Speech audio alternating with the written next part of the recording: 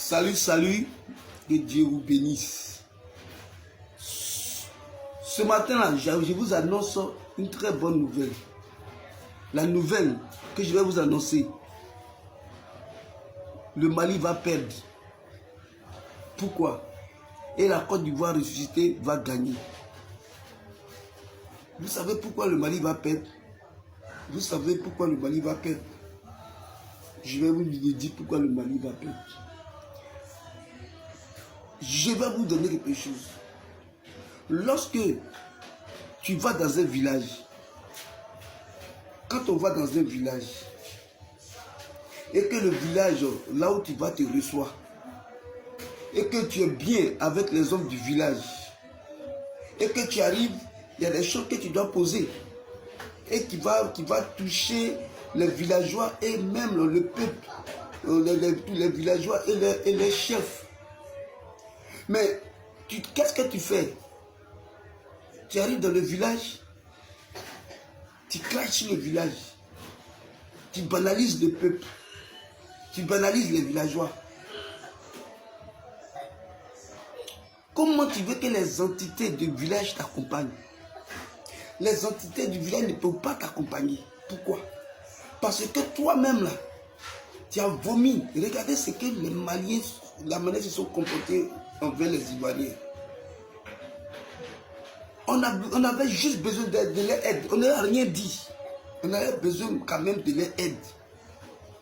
Et on avait besoin de l'aide des Maliens pour pouvoir être qualifiés. Et ils sont nos frères, ils sont juste avec nous. Nous sommes frontières, nous sommes des frères, des familles. Les familles maliennes ont des familles ici. Les Ivoiriens ont des familles chez eux. Et qu'est-ce qui se passe? Les Maliens, ils se disent que on demande leur aide et ils banalisent ce que nous on pensait. Et par fini, qu'est-ce qu'ils font? Non seulement ils ont fait un semblant de jeu, ils sont entendus avec l'équipe qui était hors sujet d'autres pays qu'on ne connaît même pas même. Ils sont entendus avec eux, ils ont pris le temps et puis par fini, ils font match nul et ils savent dire que oui, que nous là, si vous, eux ne peuvent pas se tuer à nous, on n'est pas prêts, nous-mêmes, nous on veut qu'ils nous restent derrière. Tu viens sur la tête de quelqu'un, non seulement tu ne l'aides pas, et puis tu craches sur lui. Et par fini, tu prends son drapeau et tu marches sur son drapeau et tu dis que oui, que cela, il n'a qu'à rester derrière. Mais demandez-moi pourquoi aujourd'hui Dieu a permis que Mali, nous les croisons. C'est Dieu qui fait ça. C'est exprès. C'est exprès. Parce qu'eux-mêmes, ils nous ont banalisés. Parce qu'eux-mêmes, ils nous ont rejetés derrière. Parce que chez eux, là, ils ne voulaient pas que nous, on avance. On n'a qu'à perdre. Mais Dieu a utilisé le Maroc.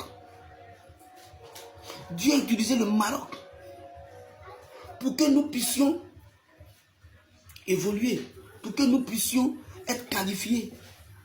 Mais regardez aujourd'hui, qu'est-ce qui se passe? Le Mali et la Côte d'Ivoire se croisent.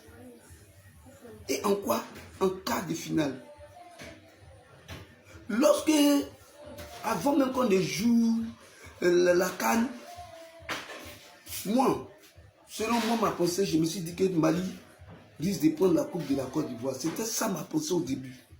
Parce que quand le Mali est venu jouer un bipé, le signe que j'ai vu, au moment qu'il était joué, au moment qu'il devait jouer deuxième mi-temps, et puis l'eau a pris le terrain de Mbipé, je me suis dit que mais ça c'est un mauvais signe pour la Côte d'Ivoire. Comment le Mali risque de prendre la Côte d'Ivoire? Mais ils ont fait erreur malheur, ils ont mangé leur totem. Si quand ils sont venus, si le Mali luttait à ce que la Côte d'Ivoire passait au deuxième tour, ça allait être une grâce au Mali. Le Mali allait prendre cette coupe. Mais dommage, aujourd'hui ils vont perdre.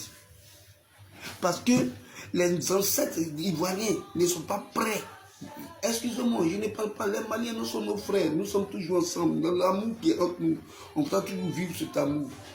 Mais comme c'est une affaire de ballon, c'est une affaire de supporter l'équipe, c'est une affaire de parler de notre équipe, moi je préfère vous dire la vérité que le Mali, voilà pourquoi le Mali va échouer. Voilà pourquoi le Mali va perdre.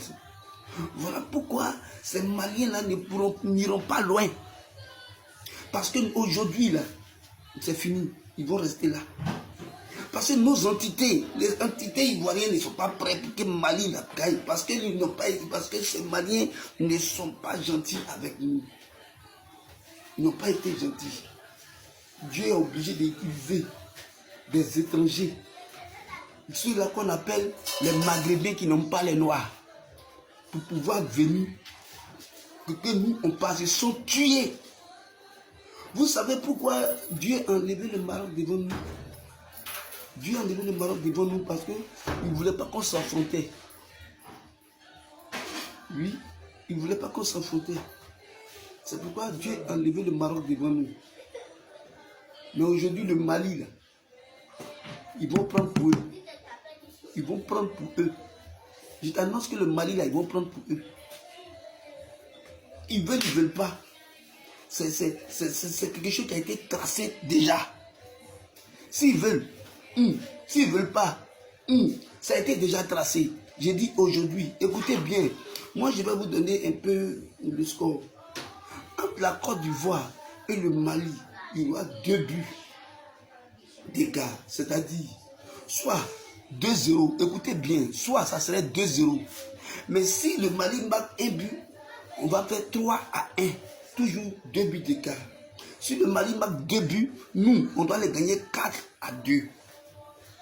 2 buts d'écart. Je ne dis pas exactement à combien on va gagner le Mali. Mais écoutez bien, prenez ça et écrivez. Je vais vous dire, lorsque tu arrives dans un village, il ne faut pas banaliser les gens du village. Il ne faut pas dire, moi je vous écrase. Il ne veut pas dire que moi je ne peux pas vous aider. Moi je préfère lutter, moi ma vie. N'oublie pas que c'est une terre. Chacun a sa terre. Chacun a ses entités. Chaque pays a ses ancêtres aussi. La Côte d'Ivoire vous ont refusé. C'est fini. Nous, on va vous gagner. Moi, que la Côte d'Ivoire prend coup ou pas, c'est pas ça mon problème. Mais ce que le Mali a dit, en disant que oui, vous là, vous ne connaissez rien, vous ne savez pas jouer, ne vous tuez pas vous-même, vous ne que vous avez ça, si nous vous devez le compter. Si vous comptez sur nous là, vous avez joué bidé. On n'a pas compté sur vous. Mais non seulement on va vous rayer de cette canne à cause de ce que vous vous êtes foutu de nous. Regardez, il dit entre la Côte d'Ivoire et le Mali, il y aura 2 buts. C'est-à-dire que la Côte d'Ivoire va gagner le Mali toujours de 2 buts d'écart. Que ça soit 3-1, que ça soit 4-2, que ça soit 2-0. Voilà, mais 2 buts d'écart. Écoutez bien et mettez ça en ligne. Que Dieu vous bénisse et que Dieu bénisse le Mali, qui est nos frères, parce que Dieu n'a qu'à les bénir aussi. Mais en même temps, avec les pertes, que Dieu bénisse la Côte d'Ivoire, que Dieu bénisse tous les supporters qui vont supporter la nation ivoirienne.